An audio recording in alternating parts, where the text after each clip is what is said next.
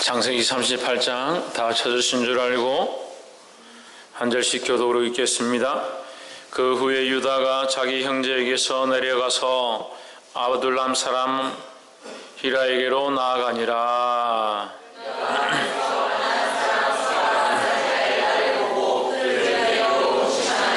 그가 잉태하여 아들을 낳음에 유다가 그 이름을 에리라 하니라. 그가 또다시 아들을 낳고 그 이름을 셀라라 하니라. 그가 셀라를 낳을 때 유다는 그 집에 있었더라.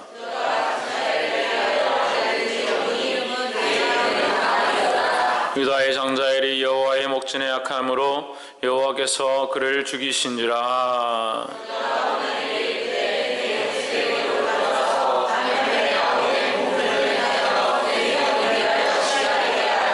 오나니 씨가 자기 것이 되지 않을 줄 알므로 형수에게 들어갔을 때 형에게 아들을 얻게 아니하려고 땅에 설정하매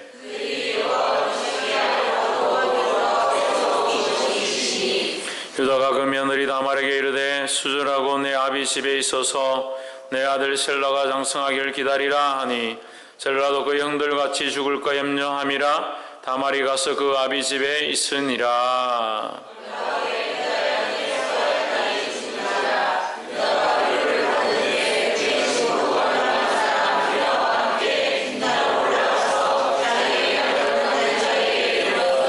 거기 다말에게 고아된 내 시부가 자기 양털을 깎으려고 딥나에 올라왔다 한지라.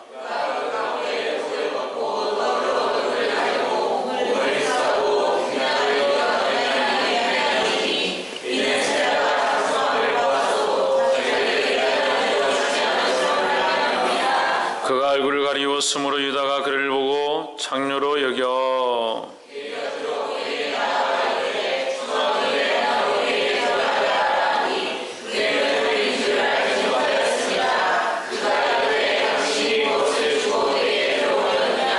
유다가 가로되 내가 내 때에서 염소 새끼를 주리라.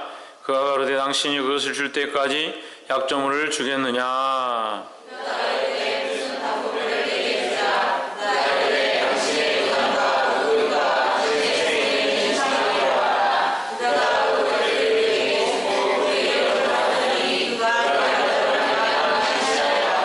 그가 일어나 떠나가서 그 맨박을 벗고 가부의 의복을 도로 입으니라.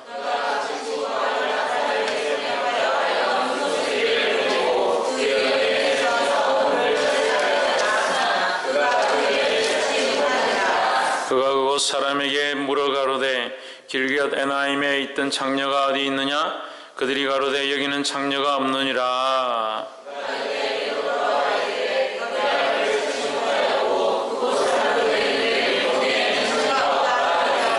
유다가 가로되 그로 그것을 가지게 두라. 우리가 부끄러움을 당할까 하노라. 내가 이 염소 새끼를 보내었으나 그대가 그를 찾지 못하였느니라.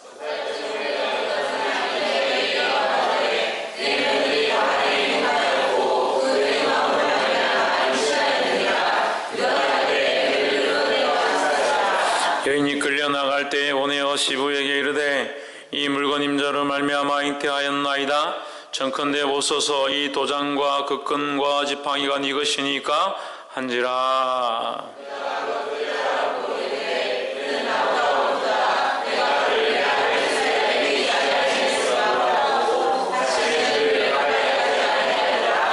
임산하여 보니 쌍태라.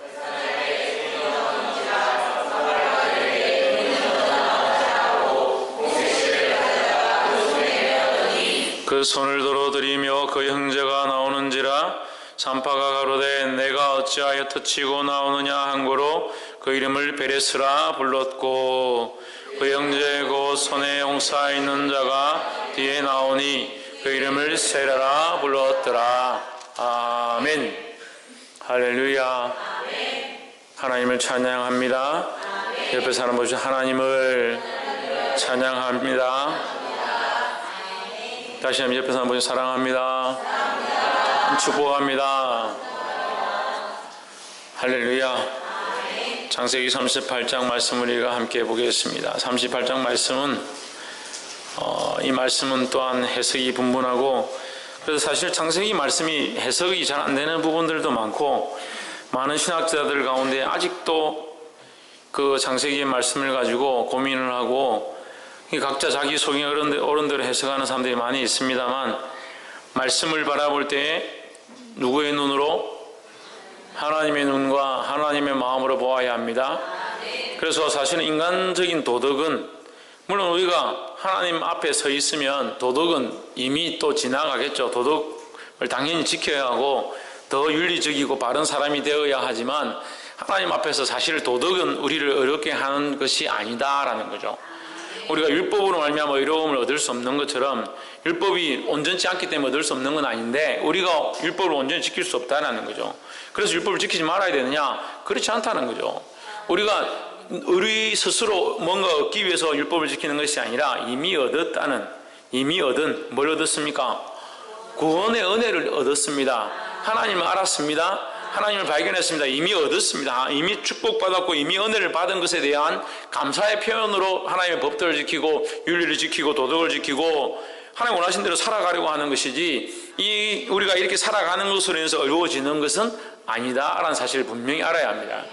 그렇기 때문에 우리 윤리와 가치 기준 안에서 이것이 자꾸 혼돈스러운 거예요. 그래서 말씀을 해석하기 힘든 거예요. 왜 해석하기 힘드냐? 세상의 기준과 가치관을 그대로 들고 있고 거기다 하나님의 가치관을 집어넣으려고 하니까 해석이 안 되는 거죠. 하나님의 관점에서 보면 이 말씀이 그렇게 어렵지 않습니다. 근데 하나님의 관점으로 보지 않으니까 너무 어려운 거예요. 너무 어려운 거예요. 창세기 38장은요, 이 성경 안에 있는 이 모든 성경 중에서 가장 어떻게 보면 더러운 말씀이에요. 말씀 자체가 더러운 게 아니라 그 내용들이 더럽다. 우리가 롯이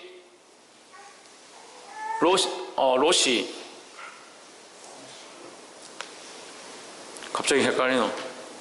아브라함의 동생,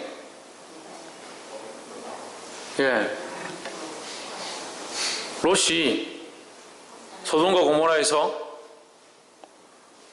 천사들을 만났을 때 어떻게 합니까? 그 성의 사람들이 우리에게 내어보내라. 오늘 우리가 그와 동침하고 우리가 그룹으로 즐기자, 이렇게 하는 거예요. 또 나오죠. 나중에 이제 미스바 사건이 나옵니다. 미스바 사건에도 그 한 지파가 그런 비슷한 짓들을 합니다. 그래서 이스라엘이 우리 안에 이런 가증한 일이 있을 수 있느냐 해서 전부 연합해서 그 족속을 이제 진멸하겠다고 쳐들어가죠. 이 선지자가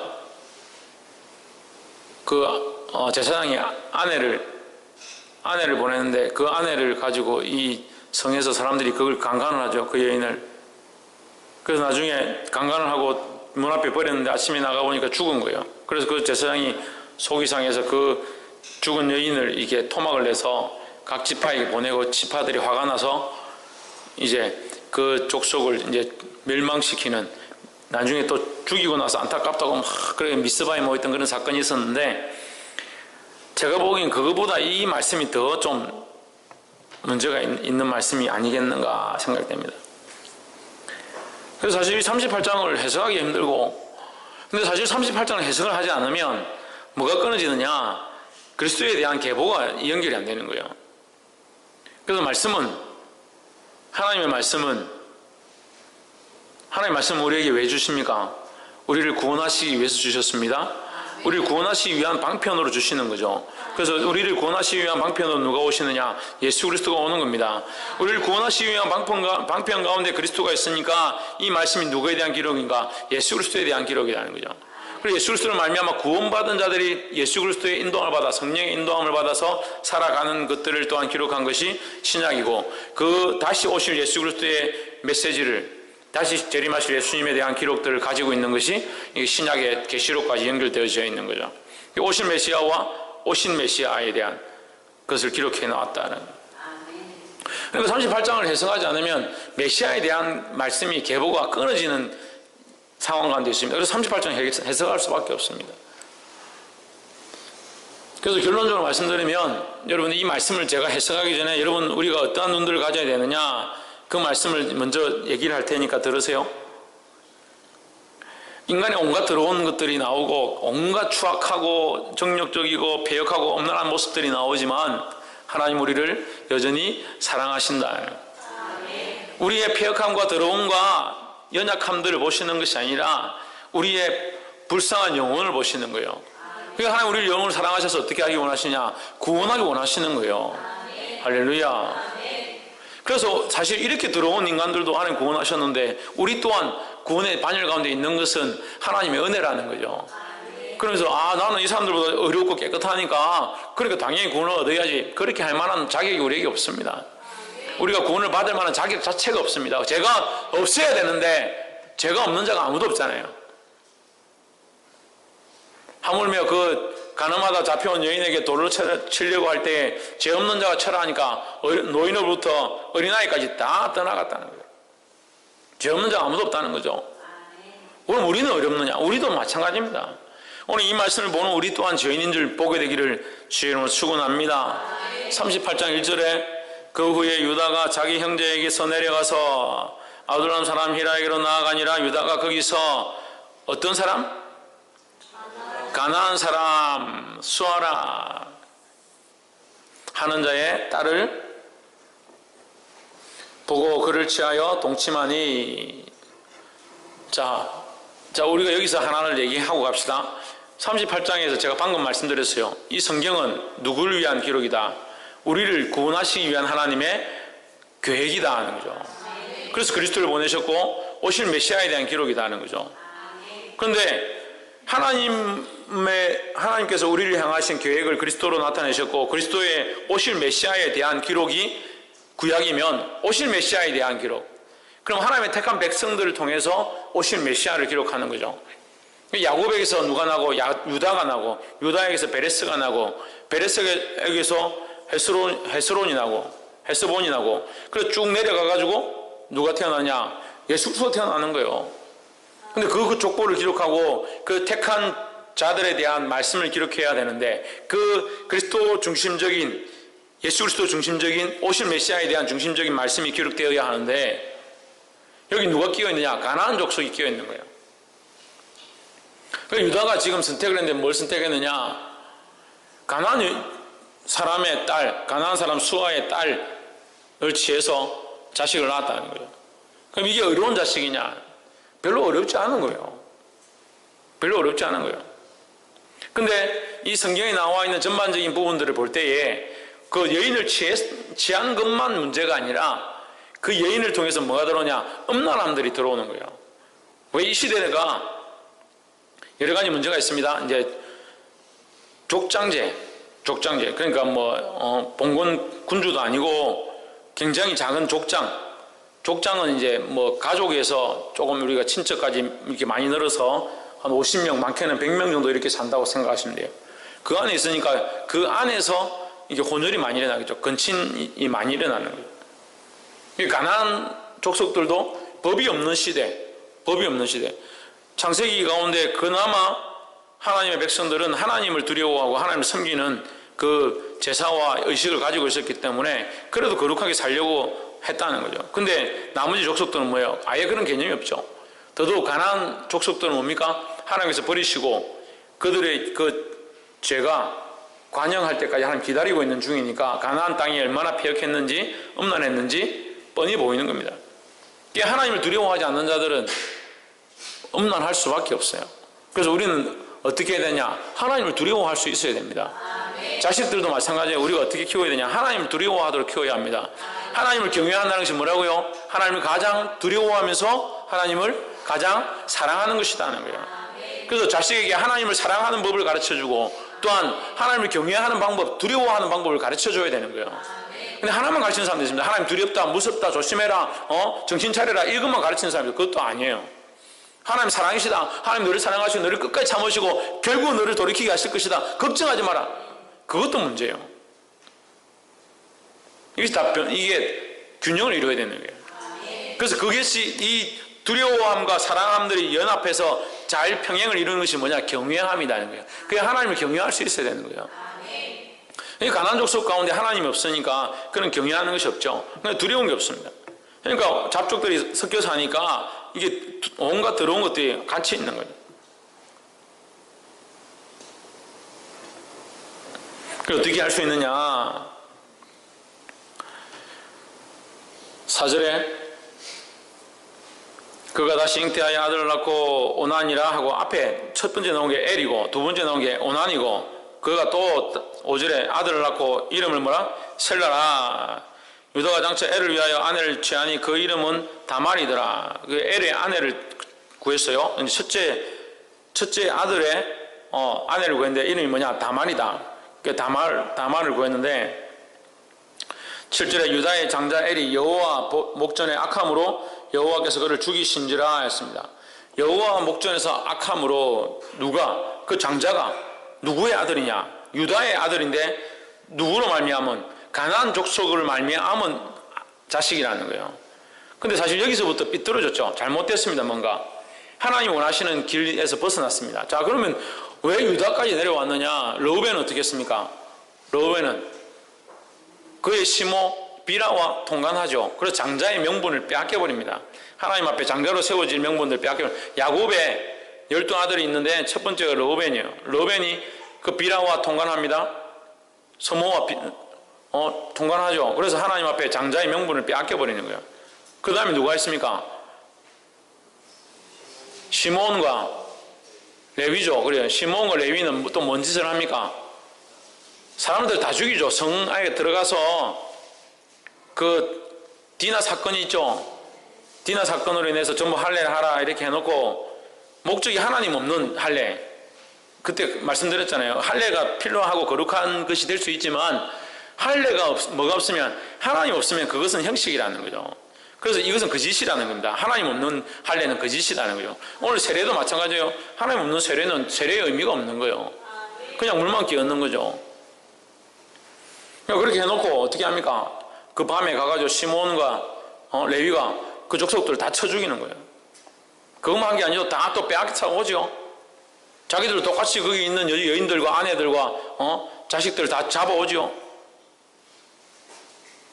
별반 다를 게 없어요. 그래서 이제 그 다음 이제 넷째 유다가 이제 나오는 겁니다. 유다도 사실 이 말씀으로 보면 별로 거룩하지는 않습니다.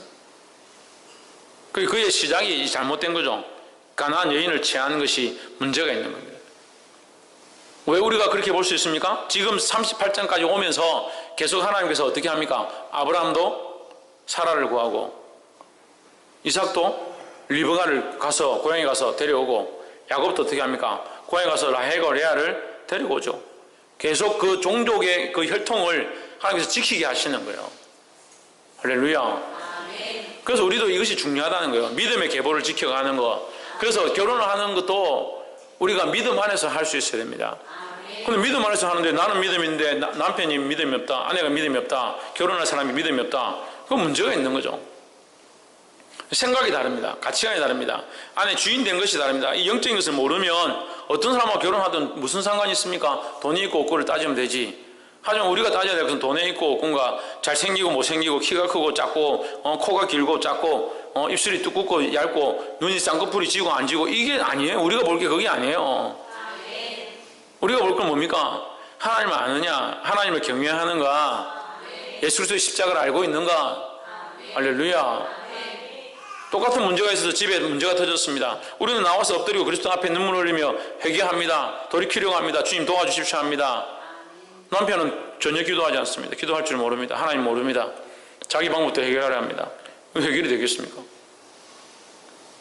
자식을 결혼시켜야 하는데 나는 그래도 믿음이 있어서 믿음으로 키우고 싶은데 믿음으로 결혼시키고 싶은데 내가 했던 이 삶이 후회스러운데 자식도 똑같이 그렇게 하는 거예요. 안 돼요. 안 돼. 더더욱 하나님께서 가정 여기시는 물론 이제 창세기는 그렇게 안 나와 있지만 가정 여기시는 가나안 족속과 결혼했습니다. 잘못됐죠. 시작이 잘못됐죠. 첫 단추를 잘못 끼웠습니다. 근데 첫째 아들 엘이 악함으로 여호와가 보시기에 악함으로 여호와께서 그를 죽이신지라. 여기서 왜 죽였는지 몰라요. 악하다는 것밖에 모르죠. 그럼 뭐가 악했을까? 뭐가 악했을까? 우리가 모르잖아요. 근데 우리가 힌트를 알 수 있어요.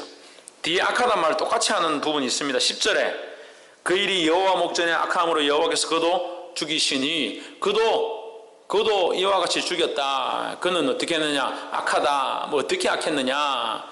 9절에 오난이 그 씨가 자기 것이 되지 않을 줄 알므로 형수에게 들어갔을 때 형수와 같이 잘 때 이제 이걸 뭐라고 하냐면 계대결혼이랍니다. 계대결혼. 그래서 창세기 우리가 윤리적으로 볼 때는 지금 현재 윤리적으로 볼 때는 이제 친척과 결혼하는 거, 그 다음에 형이 죽으면 동생이 형수에게 장가가는 거, 이것이 지금에 볼 때는 윤리적으로 별로 옳지가 않지만 이 창세기 때 이게 부족 사회에서는 이게 허용되었던 부분이라는 거죠. 그래서 이것을 이해하고 봐야 된다는 사실입니다. 그래서 이건 무슨 결혼이냐? 계대 결혼이랍니다.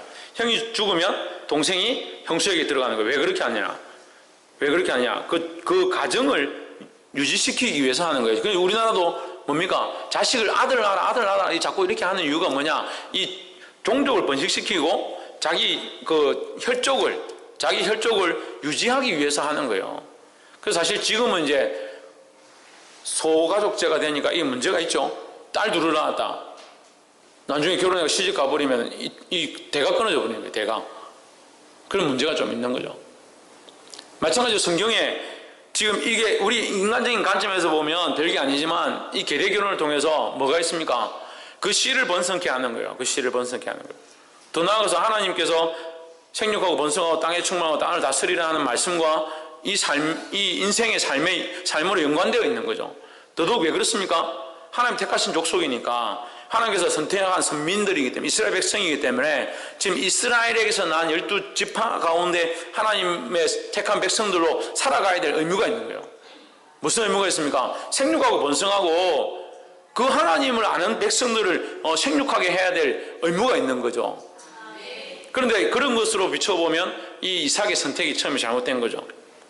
이방족 여인을 취한 것도 그 문화가 들어오게 된 잘못이 있고, 솔로몬도 그런 실수를 하죠.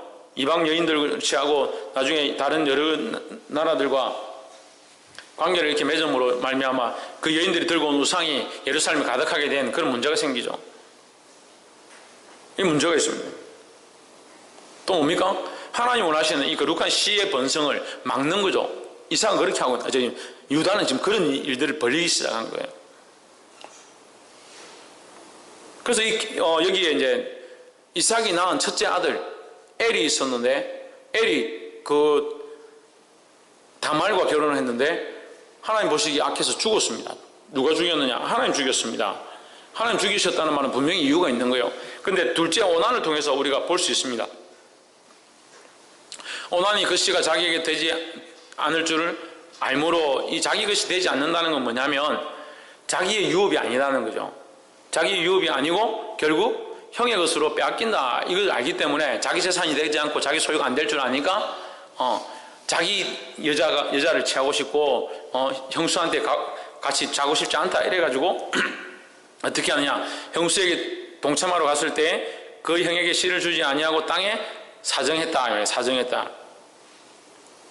그래서 이 오난이라는 이제 전에도 제가 말씀드린 창세기에 나오는 사람들의 이름이, 또 지명의 이름이 결국 오늘날 우리가 쓰는 영어나 이제 많은 언어의 이제 기초가 된다라고 했습니다. 이 오난이라는 말에 그 오난에서 파생된 말이 오늘날 오난입니다. 오난이는 이제 이게 자위를 얘기하는 거죠. 자위 행위를 얘기하는 거예요. 그 씨를 가지고 하나님은 거룩하게 쓰기 원하는데, 이 오난이라는 자는 뭐합니까? 자기를 위해서 그냥 써버린 거예요. 하나님을 위해 쓰지 않고 자기의 즐거움을 위해서, 자기의 유익을 위해서 이 씨를 번성케 하고 생육하고 번성하고 땅에 충만한 이 방법으로 쓰지 않고 자기의 즐거움을 위해서 써버린 거죠. 쏟아버린 거죠.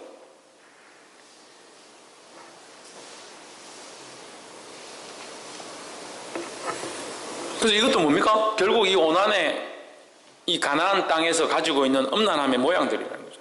이것이 하나님 앞에 악했습니다. 그러니까 오난이 가지고 있었던 이 음란함의 모양들이 여기서 흘러나와서 그런 행위들을 하게 하니까 결국 뭐예요? 그 악함으로 하나님께서 죽이셨다. 그럼 그 위에 엘도 가나안 땅에 같이 있었으므로 하나님 앞에 악한 모양이 이 음란함이었지 않을까라고 우리가 예측해 볼 수 있습니다. 왜냐하면 38장 전체가 음란함으로 되어 있어요. 38장 전체가. 결국 그 아버지 이삭도 유다도 뭐합니까? 다말하고 같이 자는 거예요.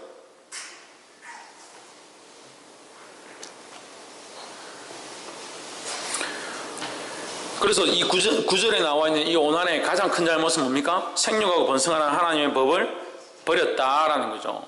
그럼 오늘 우리에게는 어떻게 적용할 수 있습니까? 우리에게 무슨 씨가 있습니까? 복음의 씨가 있습니다. 복음의 씨가. 우리가 이 복음의 씨를 허비하고 이 복음의 씨를 전하지 않으면, 우리를 위해서 그냥 살아가면 이게 문제가 되는 거예요. 근데 우리는 이거 그냥 내 혼자 기쁘고 내 혼자 예배하고 내 혼자 하나님 앞에 나와 있으면 된다라고 생각하는데, 내가 나를 위한 예배를 하는 것이 아니지 않습니까? 하나님 기쁘시게 하기 위해서 사는 거예요. 그럼 하나님이 주신 이 복음의 씨로 무엇을 해야 되냐? 생육하고 번성하고 땅이 충만해야 돼요. 이 복음을 전해서 수많은 사람들을 살리는데, 수많은 영혼들을 일으키는데 사용해야 합니다. 그래서 이것을 쓰지 않는 것은 하나님 앞에 기뻐하시는 일이 아니다라는 거예요. 주를 위해 서기를 주 이름으로 축원합니다. 그래, 이 일로 인해서 이제 엘도 죽었죠. 첫째 엘도 죽었죠. 둘째 오난도 죽었죠. 그래, 다말에게 남편이 둘이 있었는데 엘과 오난 다 죽었습니다. 그러니까 이제 계대 결혼 형식으로 가면 셋째 셀라가 이제 오난한테 결혼을 해야 되는데, 이 아버지가 어머니가 보니까 다 죽었다는 거죠. 막내도 또 들어갔다가 괜히 같이 결혼했다가 죽으면 어떻게 할까? 이 다말의 잘못이 아니잖아요. 다말의 잘못이 아니잖아요. 성경 뭐라고 합니까? 그들이 여호와 앞에 악하다고 분명히 기록되어 있는데, 유다와 그 아내는 뭐라고 생각하느냐? 부모는 또 이 며느리한테 줬다가 또 죽으면 어떻게 하냐 걱정하는 거죠. 그래서 자식이 장성했는데도 다말에게 다시 주지 않습니다. 근데 이제 사건이 터지는 겁니다. 15절에 그가 얼굴을 가리웠으므로 유다가 그를 보고 장녀로 여겨. 그 이제 유다에게 아내가 이제 죽습니다. 가나안 여인이 죽습니다. 자, 여기서 사실 사건은 시작되죠. 가나안 여인이 죽었다. 우리 안에도 뭐가 죽어야 되냐? 세상을 사랑하는 것이 죽어야 합니다. 할렐루야. 세상에 사랑하는 것이 죽었기 때문에 유다가 가서 엄란한 짓을 했다, 이렇게 해석하는 게 아니고, 가나안 여인이 죽음으로 하나님의 계획은 이제 시작되는 거예요. 물론 이제 이 일 가운데 다말이 한 이 음행이라든지 유다가 한 이 음행이라든지 이것을 선하다라고 볼 수는 없어요. 선하다, 이 자체를 선하다고 보는 것은 아니에요. 하지만 하나님의 큰 계획 안에는 이것이 쓰임을 받았다라고 봐야 되는 거예요. 할렐루야. 그래서 그러면 하나님 뭘 이런 걸 쓰시냐고, 뭘 이런 걸 쓰시냐고, 이 더럽고 이 추한 이런 것들 왜 쓰시냐고. 그럼 우리는 뭘 깨끗한데요? 돌아봅시다. 옆에 사람 보죠. 우리는 뭐가 그리 깨끗한가요? 그럼 아무도 못 쓰이잖아요. 지금 여기 정결하고 거룩하고 험도 아무도 없는 자가 하나님 앞에 쓸 수 있다 그러면 누가 쓰이겠습니까? 박성진은 쓰일 수 있다고 생각할지 모르겠어요. 자기는 좀 완전하다 생각하니까. 홍진우도 조금 완전한 줄 알죠? 지훈아도 조금 완전한 줄 알고. 근데 우리가 완전하지 않아요. 온전치 않습니다. 그럼 누가 쓰겠습니까? 우리를 사실 우리의 모습 다 돌아보면 뒤에서 생각하는 거, 앞에서 생각하는 거, 옆에서 생각하는 거, 남들이 안 보는데 생각하는 거 다 이렇게 합치면 우리가 어디 하나님 앞에 감히 설 수는 있겠습니까? 어디 나와서 하나님 앞에 기도는 하겠습니까? 그렇지만 하나님 쓰신다는 거예요. 왜? 하나님의 은혜로 쓰신다는 거예요. 그러니까 은혜죠. 우리가 자격이 되고 능력이 되고 힘이 되면 하나님 필요 없다 할 거예요. 다 하나님 필요 없다 할 거예요. 우리 자격이 안 되니까, 자격 없는 이 내 힘이 아니고 자격 없는 내 능력이 아니라 전적인 하나님 은혜로 가능하다는 거예요. 할렐루야. 그래, 아내가 죽고 이제 홀로 된 이 유다가 이제 양털을 깎으러 왔다가 보니까 마침 거기에 누가 있느냐? 15절에 그가 얼굴을 가리웠으므로 유다가 그를 보고 장녀로 여겨. 마침 장녀가 있는 거예요. 이제 아내 죽은 지도 오래됐고 이제 외롭고 뭐 이런 게 있으니까 자기가 좀 위안을 받고 싶어서 16절에 길곁으로 그에게 가까이 가서 청컨대 나를 내게 들어가게 하라, 이 동침하게 하라 이 말이죠. 그러니까 이 다말이 이제 변장하고 앉았는데 당신이 무엇을 주고 내게 들어오려 하나이까 하니까 염소를 주겠다, 염소 새끼를 주겠다 하니까 필요 없고 18절에 당신의 도장과 끈과 지팡이를 달라. 그래 주고 같이 잤는데 바로 임신을 한 거예요. 돌아와서 19절에 이제 돌아와서 맨발을 벗고 갑의 을복을 도로 입으니라 했습니다. 3개월이 지났죠? 24절 석 달쯤 후에 혹이 유다에게 고하여 가로되 내 며느리 다말이 행음하였고 그 행음함을 인하여 잉태하였느니라. 유다가 가로되 그를 끌어내어 불사르라 했습니다. 불사르라, 죽여라 이 말이죠. 행음했으니까 남편이 없는데 어떻게 애를 가지냐, 성령이 잉태된 것도 아니고 죽여보라 이렇게. 근데 26절에 보십시오. 유다가 그것을 알아보고 이제 이 다말이 끌려나가면서 자기가 가지고 있는 끈과 도장과 지팡이를 보여준 거예요. 보여주니까 그걸 이제 유다가 보고 그것을 알아보고 그는 나보다 옳도다. 내가 그를 내 아들 셀라에게 주지 아니하였음이로다 하고 다시는 그를 가까이 하지 아니하였더라 했습니다. 자, 그는 나보다 옳도다 이렇게 하죠. 유다가 그는 나보다 옳도다 이랬는데 23절을 보세요. 유다가 가로되 그로 그것을 가지기에 두라. 우리가 부끄러움을 당할까 하노라. 이 종을 보내서 염소 새끼를 데리고 가서 그 도장하고 받아오라고 이제 찾으러 갔는데 없는 거죠. 다말이 그렇게 했으니까 있을 리가 없이 찾으러 갔는데 없는 거예요. 그렇게 하면서 그냥 그걸 못 찾으면 그냥 내버려둬라. 혹시 우리가 그 들켜서 동네에 부끄러운 소문이 날까 두렵다. 예, 부끄럽다는 거죠. 부끄러운 줄 안 해요. 유다가 자기가 한 것이 부끄러운 줄 안 해요. 지금 여기 이 말씀이 중요한데요. 26절이 26절 한번 보세요. 26절이 굉장히 중요해요. 26절 굉장히 중요한데 그는 나보다 옳도다 이랬죠. 그러면 자, 유다는 뭐가 옳지 않고 다말은 뭐가 옳은 걸까라는 걸 비교해 봐야 돼요. 이 38장의 주 내용은 이 다말의 옳음에 대한 겁니다. 그래서 결국 다말이 뭐가 됩니까? 예수 그리스도의 계보 가운데 쓰임을 받습니다. 그 이름이. 할렐루야. 사실 우리는 이 말 하기 전에 이걸 알아야 해요. 우리는 자격이 없다. 여기에 쓰일 만한 자격이 안 된다는 거죠. 이 성경에 기록될 만한 자격이 안 된다. 다말도 마찬가지죠. 다말도 자격이 안 된다. 근데 하나님 쓰셨다는 거죠. 라합도 자격이 안 된다. 하나님 쓰셨다는 거죠. 다말도 없는 가운데 쓰임을 받았고 라합도 이스라엘 족속이 아닌데 쓰임을 받았고. 할렐루야. 우리도 자격이 안 되는데 하나님 앞에 구원을 얻었다라는 사실을 기억해야 합니다. 근데 그는 나보다 옳도다. 여기서 뭐가 옳다고 하는지 우리가 봐야 됩니다. 유다는 무엇 때문에 이 다말인지 몰랐지만 어쨌든 이 여인과 동침했느냐. 자기의 그냥 엄란함, 자기의 그 정욕을 풀기 위해서, 자기 육신을 위해서 이 일을 쓴 것밖에 안 되는 거예요. 이 일을 행한 것밖에 안 되죠. 그렇지만 다말은 뭘 하기 위해서입니까? 이 씨를 번성케 하기 위해서. 다말이 무슨 자기가 갑으로 오래 있으니까 외롭고 남자가 필요해서 거기 장녀로 변신해가지고 뭐 할 것 같으면 딴 데 가서도 할 데가 많은데 왜 하필이면 시부가 있는데 가서 했겠느냐. 다말은 뭘 기다리고 있느냐. 그 유다의 약속에 따라서 셀라를 자기에게 줘서 자기로 말미암아 이 가족의 씨가 번성하게 할 그것을 기다리고 있는 거죠. 그것을 사모하고 있는 거죠. 그러니까 다말은 결국 하나님의 방법에서 보면 다말은 이 유다를 통한 야곱의 아들 유다를 통한 하나님의 자녀 그 씨가 번성케 할 것 가운데 쓰임받기 위해서 셀라를 사모하고 있고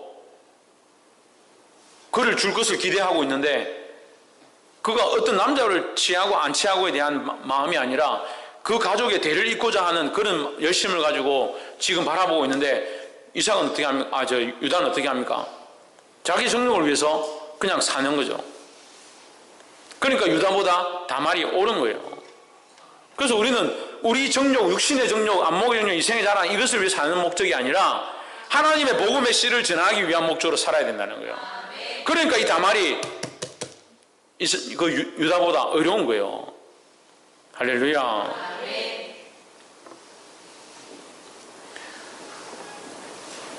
말씀을 맺겠습니다. 이 38장을 이제 종합적으로 보면 다말이 어떤 정욕이나 자기의 안이나 자기 유업을 얻고자 하기 위해서 이 일들을 행하는 게 아니라는 사실을 알아야 되는 거예요.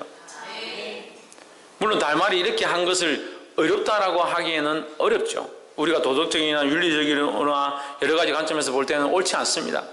하지만 그는 그 하나님께서 주신 그 가정에 그 씨를 연결하기 위해서, 대를 연결하기 위해서 자기 맡은 일, 그것을 최선을 다하려고 노력했던 부분들이 있었고, 그 남편도 그렇게 하지 않았기 때문에 다 죽임을 당한 거예요. 그런데 유다 또한 그렇게 하지 않았죠. 그런데 결론적으로 이제 뒤에 와서 보면 유다와 다말은 뭡니까? 유다와 다말을 통해서 태어난 이 베레스는 뭡니까? 순수한 혈통으로 되어진 계보가 연결되어져 가는 거죠. 물론 그래서 이것이 어렵다, 이렇게 해라, 뭐 시부하자고 시모하자고 뭐 이렇게 해라, 그렇게 말하는 건 아니에요. 이게 옳지 않습니다. 윤리적으로나 도덕적으로나 하나님 말씀 앞에서 볼 때도 그렇게 거룩하지는 않습니다. 하지만 그 다말이 그 하나님의 마음을 가지고 하나님 원하시는 대로 살려고 노력했던 것을 통해서 하나님의 씨가 연결되었다는 거죠. 우리는 어떻게 해야 되느냐? 우리 또한 마찬가지라는 거예요. 우리 안에 두 가지 마음이 항상 같이 있습니다. 정욕과 세상을 사랑하는 것들과 이성의 자랑들로 가득해 있는 인간적인 생각들이 또 있습니다. 또한 반대로 뭐가 있습니까? 하나님을 사랑하고 하나님 나라에 대한 사모함들이 우리 안에 있습니다. 그럼 우리는 어느 것을 선택할 수 있어야 되느냐? 어느 것을 선택하고 어느 것 가운데 사용되어져야 하는가, 그걸 고민해야 된다는 거예요. 할렐루야. 그 하나님의 관점에서 볼 때는 물론 이 다말과, 다시 한번 설명드리지만 다말과 유다로 말미암은 씨는 그 행위 자체는 거룩하지 않지만 그 가운데 태어나게 된 이 씨는 오히려 순수한 혈통으로 태어난 거니까 하나님의 관점에서 봤을 때는 이게 잘못된 것이 아니라는 거예요. 오히려 뭐가 잘못됐습니까? 유다가 가나안 여인을 선택한 게 잘못됐다는 거예요. 그 자녀들이 하나님을 두려워하지 않고 세상의 음란함들 들고 세상의 그런 간섭들 들고 있는 그게 잘못됐다는 거죠.